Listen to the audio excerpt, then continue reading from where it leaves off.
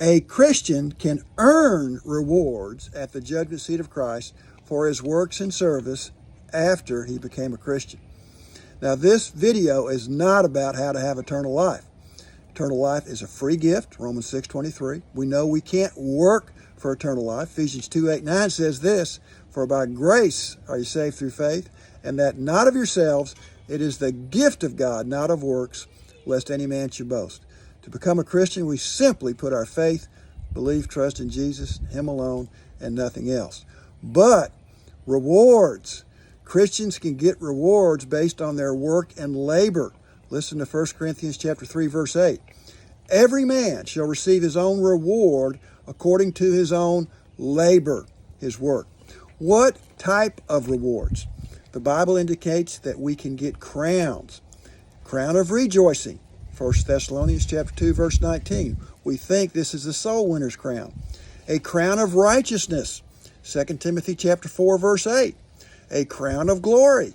1 Peter chapter 5, verses 2 through 4. A crown of life.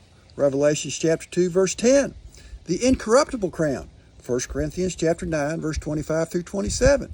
We also think that a Christian can be rewarded by getting to participate in the reign of Jesus Christ after he comes back to earth, and he reigns for 1,000 years. Look at 2 Timothy chapter 2, verse 12. One thing about rewards, once you earn them in this life, you can also lose them by bad behavior. Look at 2 John verse 8. Now, Christians' works and service will be judged at the judgment seat of Christ.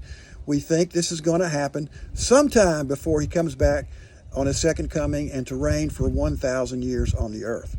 Now, this is not the judgment of the nations at Matthew chapter 25, and it is not the great white throne judgment at Revelation 20, verse 11. A lot of people think there's only going to be one judgment at the end. There's multiple judgments. Now, this is what 2 Corinthians chapter 5, verse 10 says about the judgment seat of Christ.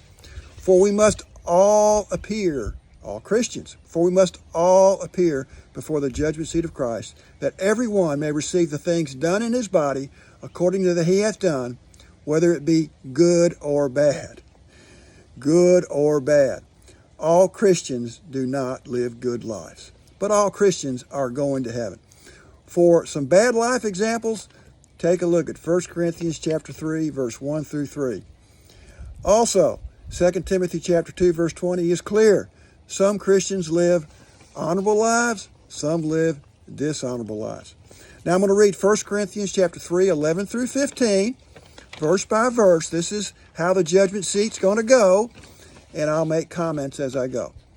1 Corinthians chapter 3, verse 11.